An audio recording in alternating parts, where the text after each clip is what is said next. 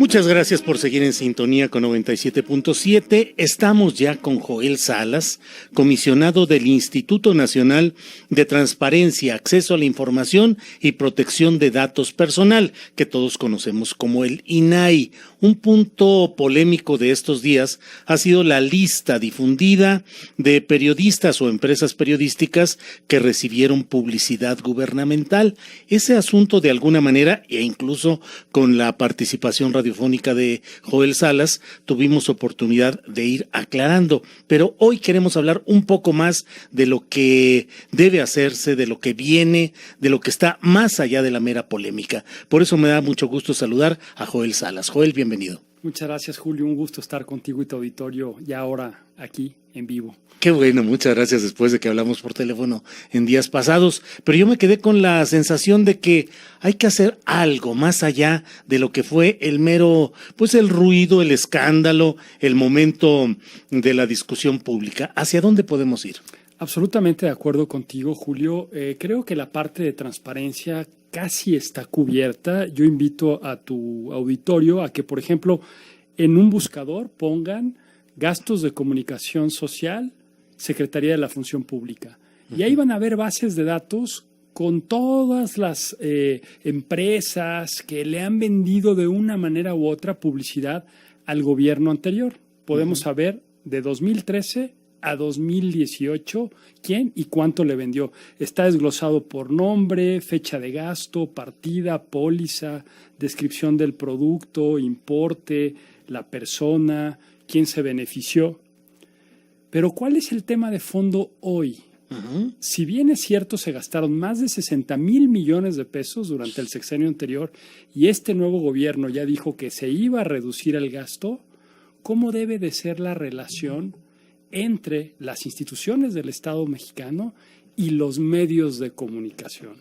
Partiendo de un principio que normalmente, y te acordarás de la frase de López Portillo, no te pago para que me pegues, siempre los gobiernos han tratado de condicionar la publicidad oficial a modificar las líneas editoriales. Y la Suprema Corte de Justicia ya dijo, eso es una censura previa. Entonces, para atender a tu pregunta, ¿hacia dónde creo que tenemos que ir?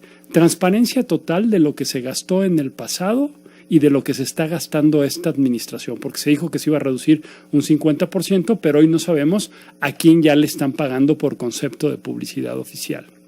Y dos, tenemos que ir por una ley general que regule la publicidad oficial con la finalidad de que esta relación esté claramente definida por criterios de asignación. ¿Cuánto cuesta publicar en un periódico de cobertura nacional, emitir un spot en un radio de cobertura nacional o un spot en una televisora? Y tiene que haber un mercado que sea similar para lo público que para lo privado. Y algo muy importante, que no se utilice la publicidad oficial para tratar de coartar la libertad de expresión como fue en el pasado. Y entonces yo creo que este gobierno hoy tiene una gran oportunidad. Han criticado mucho al gobierno que esta lista la instrumentalizó para tratar de golpear a personas críticas. Pues en los hechos, si el gobierno saca una iniciativa de esta naturaleza, creo que estaría dando certeza y certidumbre de que justo la publicidad oficial en el futuro ya no se va a utilizar para tratar de incidir en la libertad de expresión pública. ¿Qué criterios, Joel Salas? ¿Solo el alcance, la audiencia o también otro tipo de criterios? Otro tipo de criterios. Hay medios de comunicación que son fundamentales para, por ejemplo, fortalecer el debate público, que no tienen una gran capacidad de penetración, pero que juegan un papel fundamental por las piezas periodísticas y los productos de investigación que generan. Y los medios y los intermediarios y las redes sociales se nutren de esa producción en términos de investigación. Por ejemplo, en el pasado, pensemos para no hablar del presente, tú trabajabas para un medio y el medio de una manera u otra tenía una línea editorial porque recibía X cientos o miles de millones de pesos. Y tú querías publicar un texto crítico y te decía la línea editorial del medio, no lo puedas sacar. Bueno, ¿qué te parece si pudiésemos tener un fondo como el FONCA para que tú como periodista en lo individual puedas aspirar a poder tener una beca durante un año y medio, 2 años, que puedas desarrollar un proyecto de investigación de largo alcance. Hoy es una problemática no solo de México, sino a nivel global. La transición de lo impreso a lo digital le está planteando problemas serios a todas las casas editoriales. Entonces, ¿cómo hacemos para que desde el Estado se garanticen las capacidades de la prensa de poder ejercer lo que bien decía Burke en el siglo XVIII, esta función de cuarto poder, de monitoreo y de poner sobre la opinión pública aquello que hacen bien y aquello que hacen mal las autoridades? Entonces tienes este otro tipo de criterios, pero también qué pasa, por ejemplo, con las radios comunitarias, en donde hay una buena parte de la población que no tiene conexión a Internet, que no tiene conexión a la radio y que la información o las líneas de opinión se difunden, por ejemplo, bajo el perifoneo de los mensajes que se traducen en las radios comunitarias. Entonces, yo creo que un modelo de esta naturaleza se tiene que debatir públicamente, tienen que tener voz los periodistas, tienen que tener voz los medios, los dueños de los medios de comunicación, tienen que tener voz los funcionarios y tienen que tener voz aquellos especialistas que a lo largo de la historia del país tienen mucha claridad en dónde el poder puede ejercer para tratar de controlar la libertad de expresión. Y yo creo que es una discusión que hay que dar y que ojalá encuentre eco también en el Poder Legislativo, pero que la iniciativa la puede tener el Ejecutivo. ¿Cómo se puede distribuir correctamente con criterios aceptables esa publicidad? Se necesitarían mediciones oficiales de audiencia de radio, de televisión, de prensa impresa. Te digo, yo conozco bien el asunto de la prensa impresa y la verdad es que uno ve los catálogos y cada quien le pone el número de ejemplares que le da la gana, aunque en los hechos apenas se impriman los ejemplares para ir a cobrar la factura. Ese es un tema fundamental, Julio. ¿Hay algún caso, por ejemplo, en un estado en donde alguien tenía un portal de Internet y tenía contratos con este gobierno del estado por 200 o 300 millones de pesos al año y la página solo tenía 30, 40 o 50 seguidores? Eso por hablar de lo digital. Cuando pasamos a lo impreso, hoy ¿quién lleva el padrón de medios? La Secretaría de Gobernación. Hoy ¿quién tiene los estudios de alcance y de penetración? Pues hay algunas empresas que se dedican a ello, pero dado que el Estado es quien invierte, debería de haber la capacidad de poder medir las audiencias. ¿A quién realmente le está llegando el tiraje de tu medio impreso que estás publicando? ¿Cuántos están escuchando, por ejemplo, esta conversación que estamos teniendo hoy tú y yo?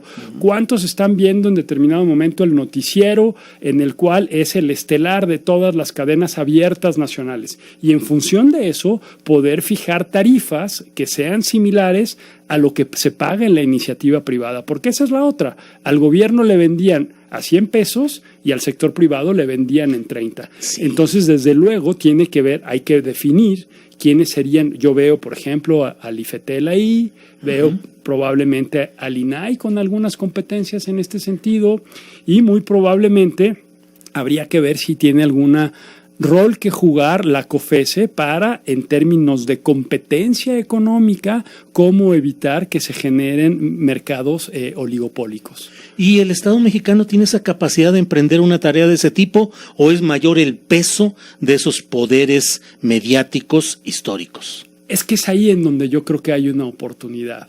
El debate público ya está.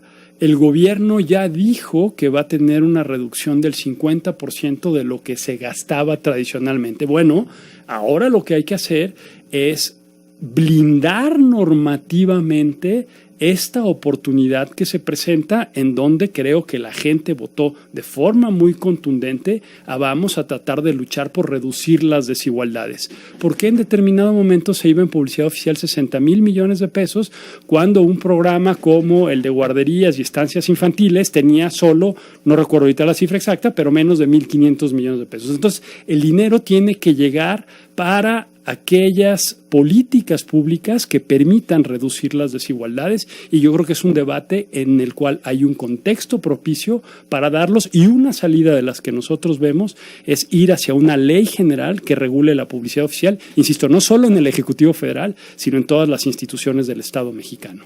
Para cerrar esta interesante plática, Joel Salas, ¿qué otras cosas están pendientes pronto que vayan a generar ruido sobre este tipo de cosas? Bueno, mira, todo lo que generó la polémica fueron fueron 2 recursos de revisión que se generaron ante el INAI. El A, que pedía la lista de las personas físicas y morales que han recibido recursos económicos durante la administración anterior. Toda esa información ya es pública, está en este lugar que te dije, son más de 4,000 y tantos registros.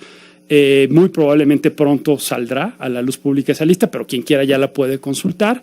Y 2, está el cumplimiento de otro, el B, por así decirlo, en el que se pidió la lista de los 15, que en realidad fueron 36 o 37, y que eso fue lo que hizo toda esta polémica.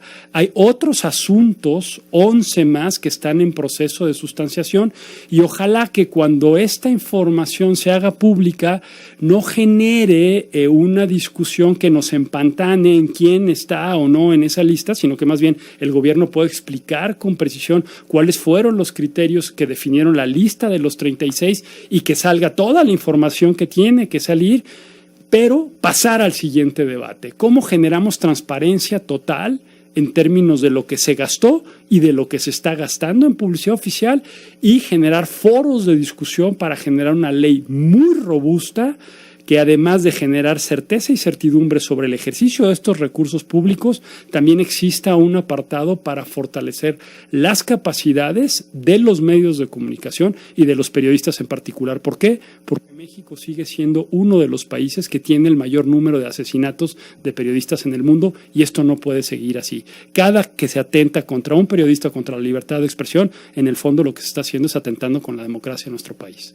Pues nos queda mucha chamba y muchas cosas por delante. Sin duda, Julio, yo te agradezco mucho la oportunidad de estar contigo y tu auditorio sobre un tema que creo que es fundamental para el devenir de nuestra democracia en los próximos meses. Te lo agradezco, y ojalá y repitamos la oportunidad de tenerte aquí en esta cabina con un análisis e interpretación claro de lo que está sucediendo y de lo que puede venir. El día que tú digas, aquí estaremos, Julio. Muchas gracias, Joel Salas.